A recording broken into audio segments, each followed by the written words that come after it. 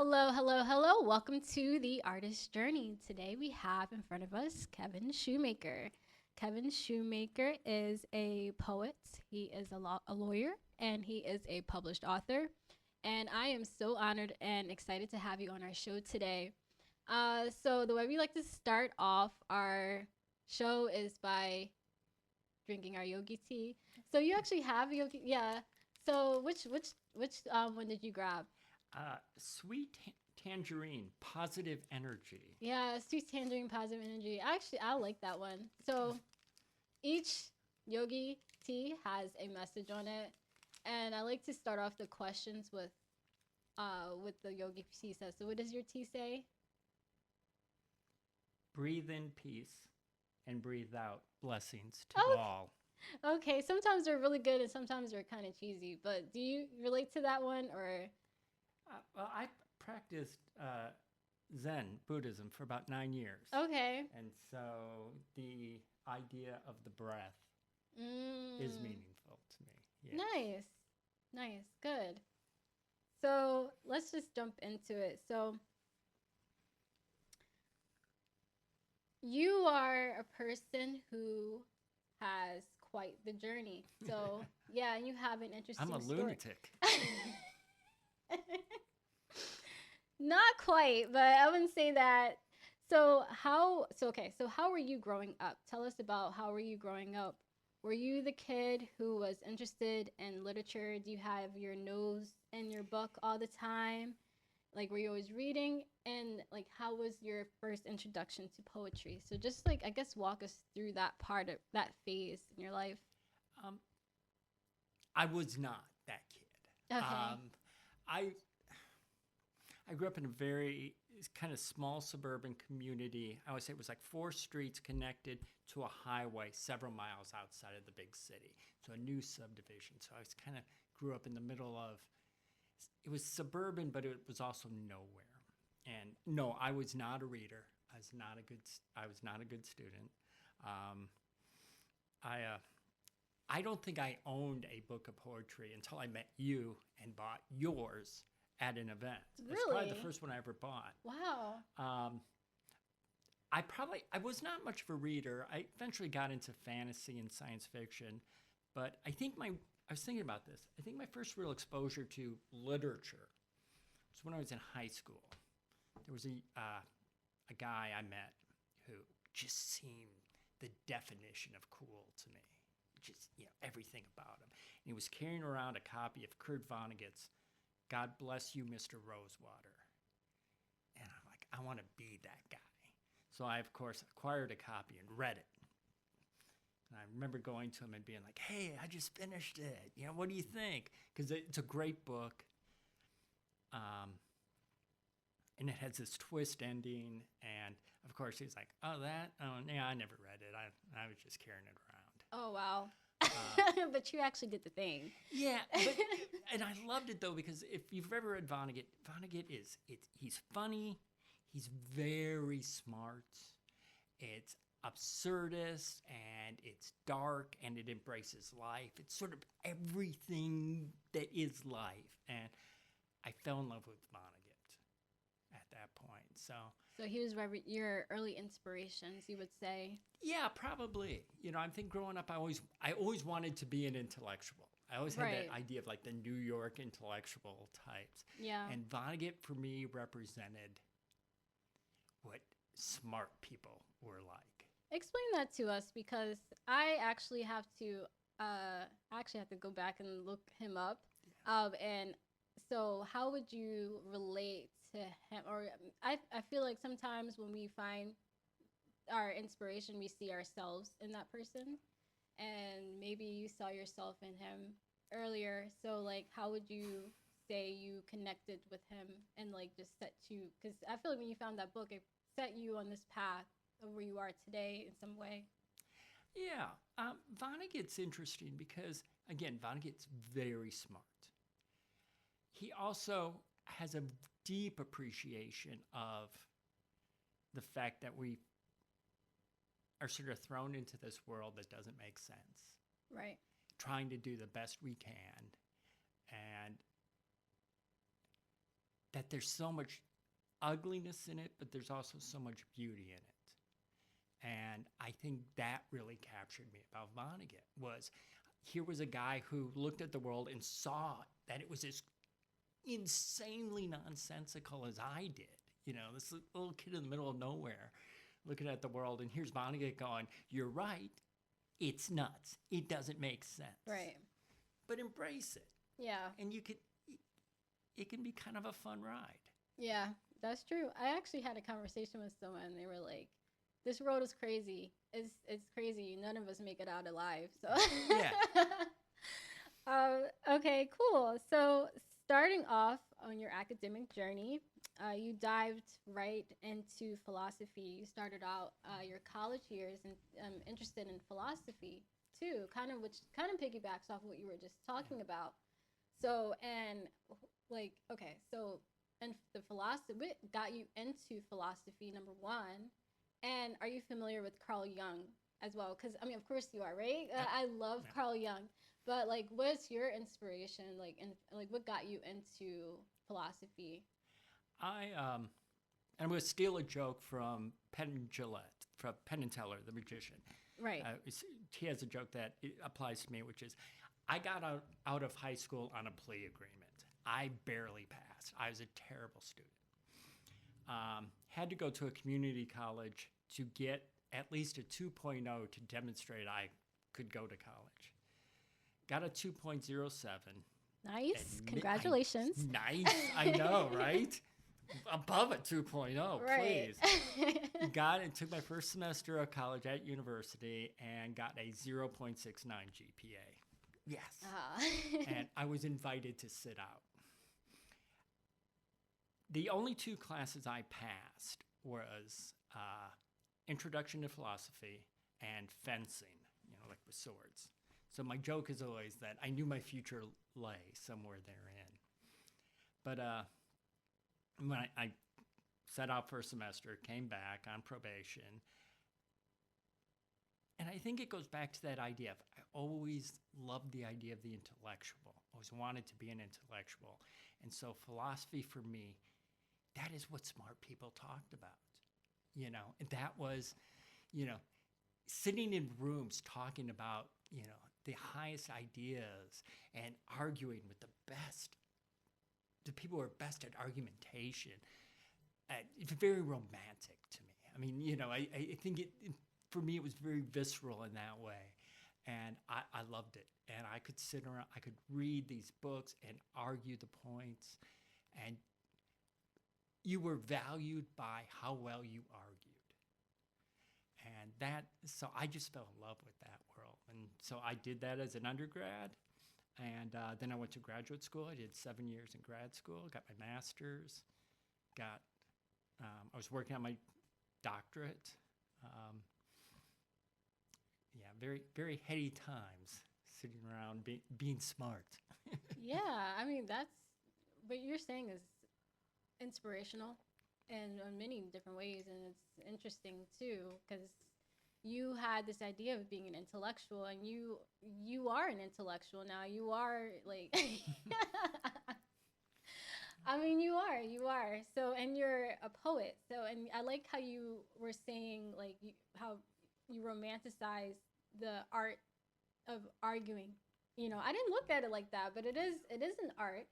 It's a skill, and not everyone can master it. And that's why not everyone can be a lawyer. Because because how you speak, what you say, and like the knowledge that you have is what wins you the case. So you can't do that. You can't. You're not going to eat. So,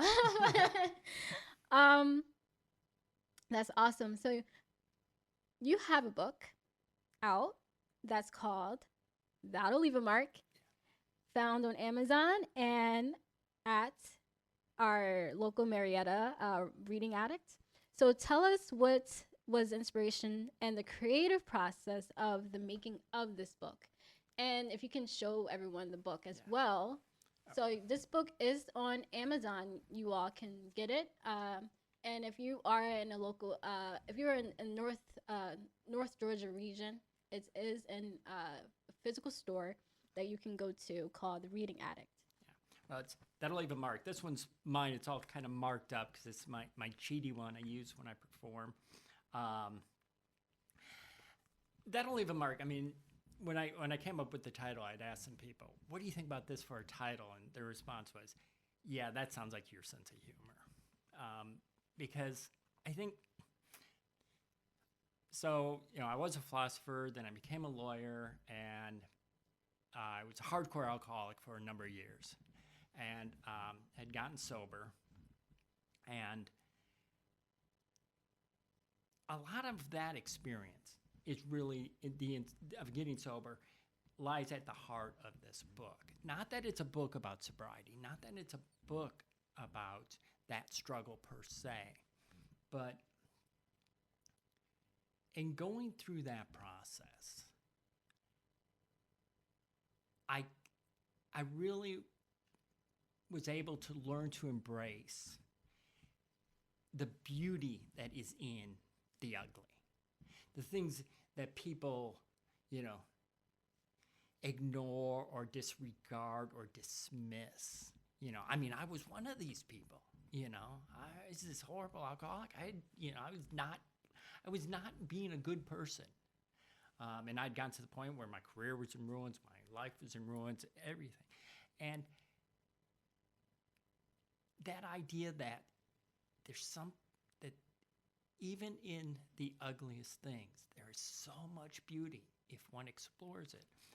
So I think for this book, for me, is in part, there's two thoughts. One of them is to talk about sort of some very dark things, to talk about addiction, to talk about loss, about the death of my father, things like, all these ugly, painful things, but to try to do it in a way that the essential beauty in them still comes out. So the idea of that'll leave a mark, usually we think of as a scar or a bruise.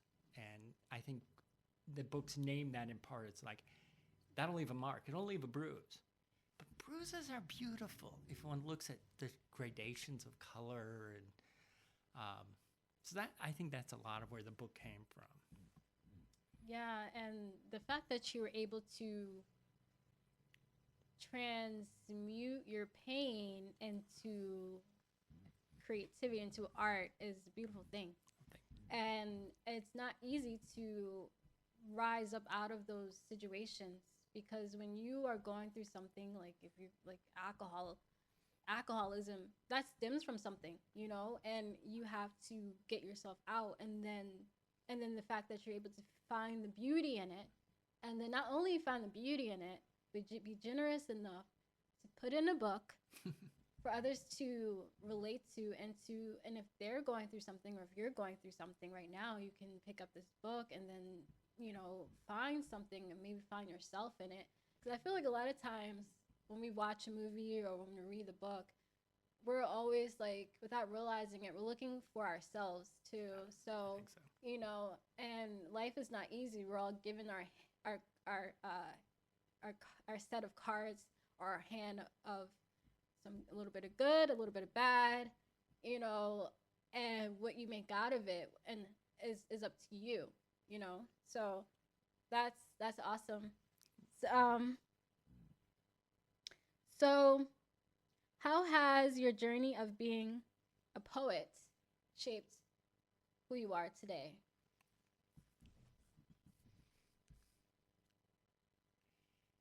It's an interesting question to ask, how has this journey shaped who I am today?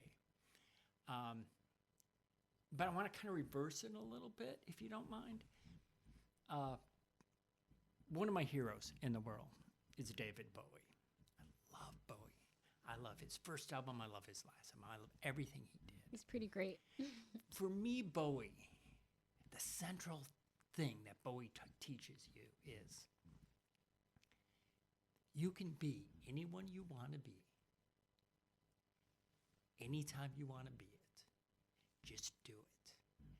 But do it, So Bowie goes through all these incarnations. We have everyone from Ziggy Stardust to Aladdin Sane, the Thin White Duke, Lazarus, all these different personas. But they weren't just personas. They were Bowie, fully realized. but just a new emergent person. So I think less for me of how did this lead to who I am today, so much as by encountering poetry when I did, I was sort of invited in a way. It's an invitation to be like, do you want to be a poet? What do you say? What would that be? And inspired by Bowie in part, I'm like, let's do it. Let's see what it is to live in the world as a poet. I'm not sure that's a direct answer, but I think that's great because and to have that thought and to act on it, it takes courage. Because you can just be like, oh, what is it like to be a poet? I wonder. Anyway. But I think that comes out of recovery for me too, though, in an interesting way. It's the idea of, also an aspect where you go, well, how, what do you want to be? Do you want to be this or do you want to be this? Mm-hmm. And also finding beauty in things. Do you want to see the world as beautiful or do you want to see it as ugly? Mm-hmm. It's so much of who we are and so much of the world we live in is because we, for whatever reason, have chosen it. Or we're afraid to embrace what we chose. Right. And I like that you brought up David Bowie and how he had all these incarnations, because I think one thing that we as people get caught up in is behaving or living in one type of way or one type of persona. And like you as someone who understands philosophy or understands Carl Jung's work, is you really can, you don't have to, like, our persona is just an aspect of ourselves that have most of it, like if you're not aware of it or try to change it, it's from our environment. Sigmund Freud talks about this more so, like our environment shaping us of who we are and like us becoming that, and then but Carl Jung more talks about like the psyche, like I feel like more of like the like our masks that we wear, and how we can you don't have to wear the same mask every day. That's what I'm trying to say. You don't have to wear the same mask every day. It's not something, you don't have to sleep in your mask. You can decide, you can wake up one day and decide to create a new mask and decide to be whoever it is that you want to be, and then walk that path. I think that's a great observation. If you don't mind, sorry to interrupt you, but Freud to me is like philosophy. It's this articulated system that's beautiful and elegant and captures a lot of truth, but it captures a lot of truth. And then what Jung, to me, is coming out of it saying, yes, and there is this thing beyond it that one can move into. There are these archetypes that one can tap into, that one can explore. So Freud talked to me about how the you that you are is structured. Jung also reflected on, and there's more yous to be had. Yes, exactly. So moving on to that. So in the bio section on Amazon with your book, it's stated that you embrace rejection of the traditional poetic structure of rhyme, rhythm, and meter to reflect the human experience as it is.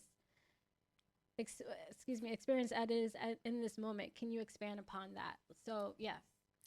Yeah, that's it. That'll leave a mark by Kevin Shoemaker. I think my influences in writing in a lot of ways. I mentioned Vonnegut, but I'm also very influenced by the existentialist, and then I think the beat poets to a certain extent. But what the beats, when you think of the beats, part of what they were trying to do, like in Kerouac's On the Road, he wrote it as one long scroll, no paragraph breaks, just sentence after sentence, in order to capture, he thought, the experience as an experience. So one doesn't think in these kind of paragraphical structures or in these classic story structures. Absolutely. Right? So he tried to capture that. And I think I'm deeply influenced by that. I do not experience the world in the structures of poetry. I do not experience it as rhythmed in that way. I don't think in rhyme. So if I want to capture, and I think the heart of what I'm trying to do in my poetry is capture a moment, an experience in a moment as fully as I can. And that's not going to rhyme because I do not rhyme. It's not going to have a clearly articulated and repetitive rhythm because that's not, my heart will go faster and slower in the moments, So it sounds egotistical, but I think I'm even trying to go beyond where I think the beats tried to capture that, but they were still heavily influenced by like jazz. So they understood that kind of syncopation and they were playing with that in their writing. I think I'm trying to break even beyond that and say, if I go through and I realize I'm using the same rhythm too much, we're done.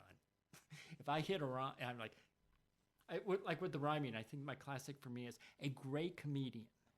When he tells a joke, you'll get to the point where, like the punchline's coming and there's the obvious one. And if they go with that, you go, huh. But if they skip that one and go to the next one, the one that doesn't quite fit what you expect, then you laugh. Mm-hmm. And I think that's why I try to break this stuff, because I think if you go for the obvious meter, the obvious rhythm, the obvious rhyme, the reaction is, oh, yeah, of course. Right. And I think that's great because you were saying you capture the experience.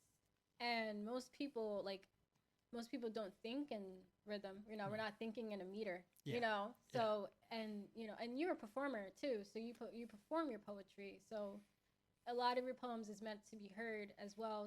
So like, I think like academically, like we're used to, like in school, our first introduction to poetry is like a certain structure, and I think that's your role, like as an artist, your job and what you're urging yourself to do is to go beyond that, and to push those barriers, which I think is what is natural for humans to do. And I think that's where we're in a time to push those barriers and to expand, so it's very necessary. So, and not egotistical at all. Thank you.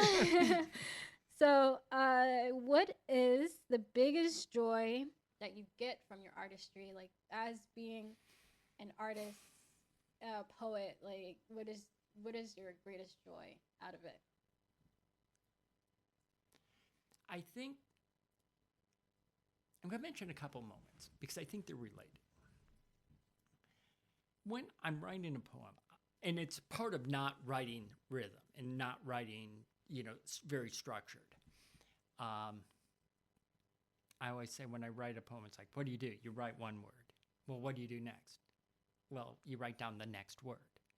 Well, what's next? Well, the next word. It's and that's I very much have. I don't want to say mystical and like too much of a woo-woo way, but for me, that's what it's like. It's just why that next word? Well, it was obvious to me that was the next word. There couldn't have been a different word there. So I think one of the great joys when writing is when you get to a point and you've got enough words down and you look down and go, oh, is that what I've been writing? Oh, that's interesting. Oh, wow. It's kind of this. Yes. Right? I know exactly what you're talking about. Yeah. And then what's funny is you do that. Mm-hmm. And then if you get the opportunity to perform it, you'll get up and you get in your head, oh, well, I know what this is. I had that experience, right? I wrote it and I was like, oh, look. And then I get up and I read it and nobody has that experience. They have a different one. Yeah. And that moment is remarkable.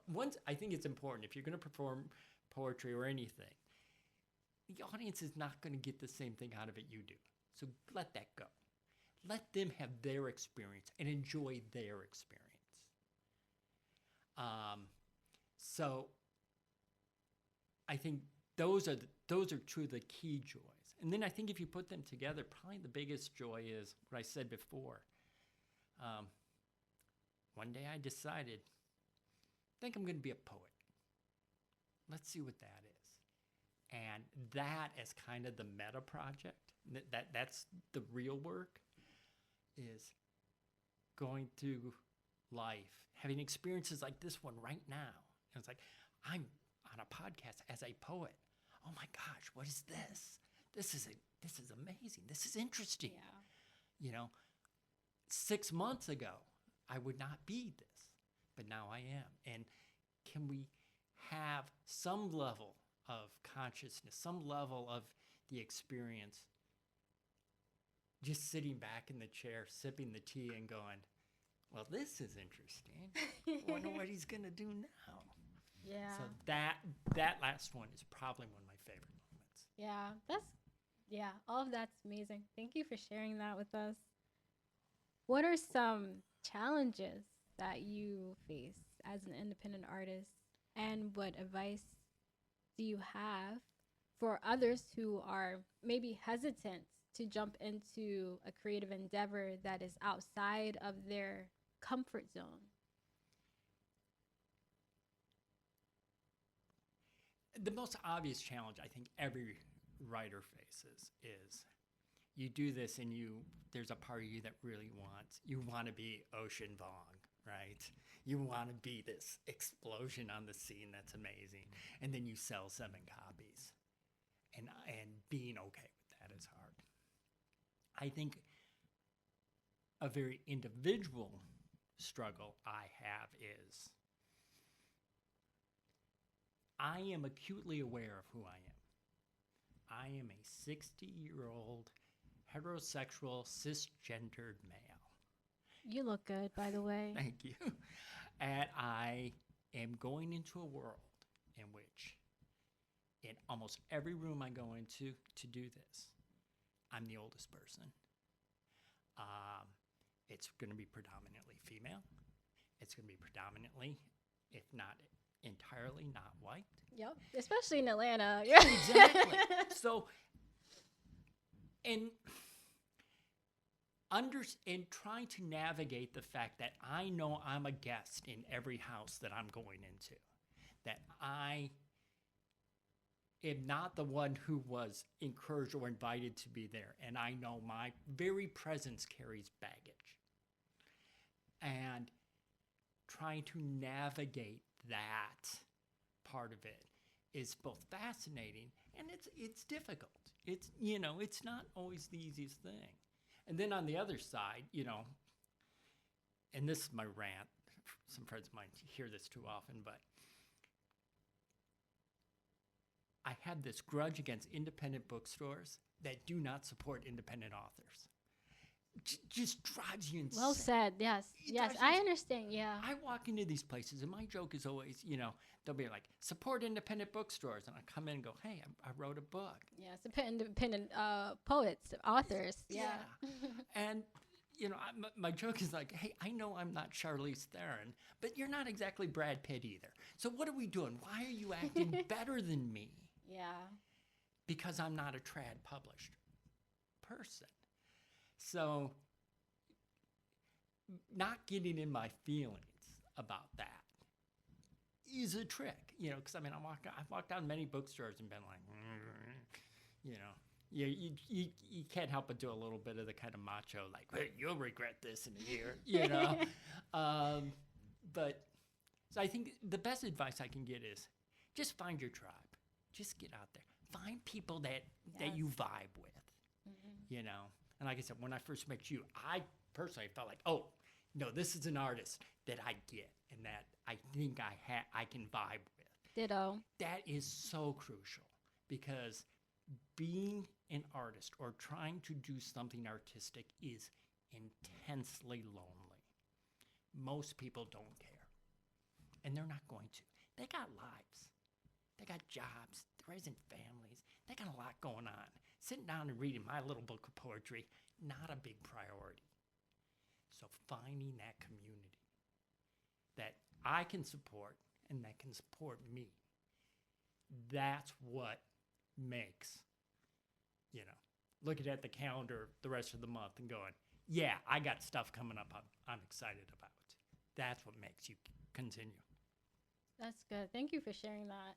And to feed off of what you were saying with the independent bookstores, that kind of goes off of the I would say clout like obsessed or celebrity obsessed culture that we live in. And it's like, we're kind of like the same, and I feel like that's a mistake that that is had with with bookstores like that, in my opinion, because I feel like, like you said, we need each other, and I feel like it would be more successful for them if they actually extended themselves to the community and did focus their marketing on reaching out to independent poets and writers and authors, and because there's so many of us out there, so many people who have books out, and celebrating the community and really advertising the community. I feel like they'll be more successful, and they'll stand out. But I digress. No, but I'm with you. If I can say one more thing, because I do think you're right. I think it's our culture. I think we are so celebrity obsessed. And, and some of this may just be my age, but, I'm to the point in my life where, like, I take my daughter to the Renaissance Festival every year. We've been doing it for 10 years.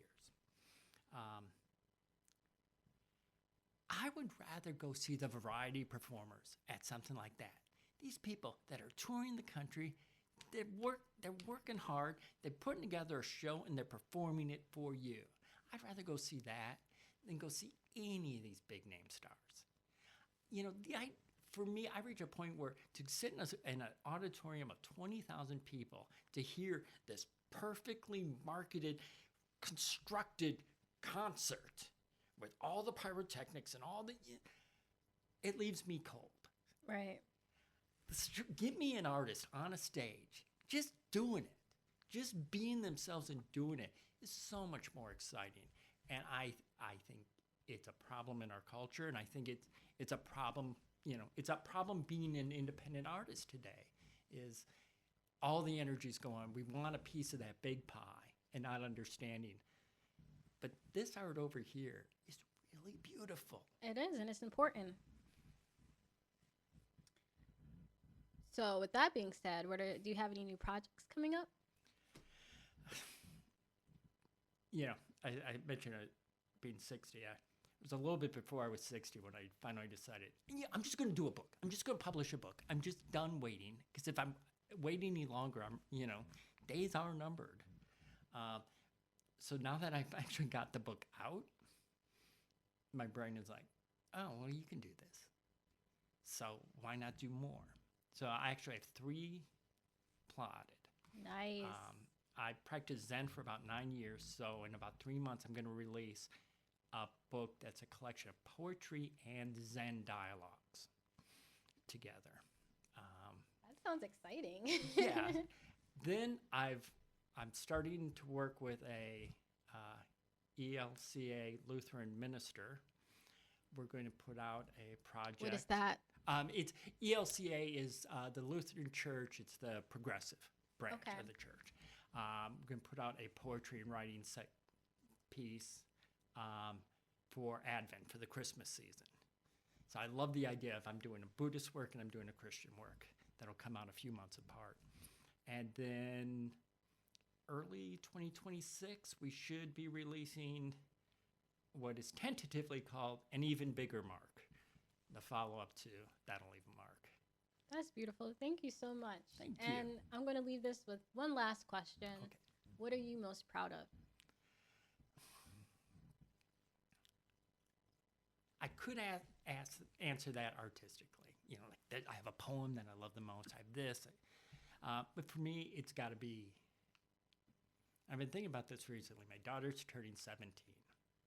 And we recently had gone to New York, and we walked around the Met. So we walked around this museum of all this great classic art. And she loved it. And she just wandered off by herself and just soaked it all in. And then a few weeks ago, we go to the Renaissance Festival. And we walk around all these variety performers, jugglers and comedians and people eating fire and all this stuff. And she's got the same reverence for it. And I just felt in that moment when I saw that it was the same expression on her face, I was like, I think I did something right here. I think if I've done nothing else right, I helped her to appreciate that there is no high art and low art. There's just artists performing for you. And that's the experience to have. And I was really happy that day. I was really proud that day. That is so sweet.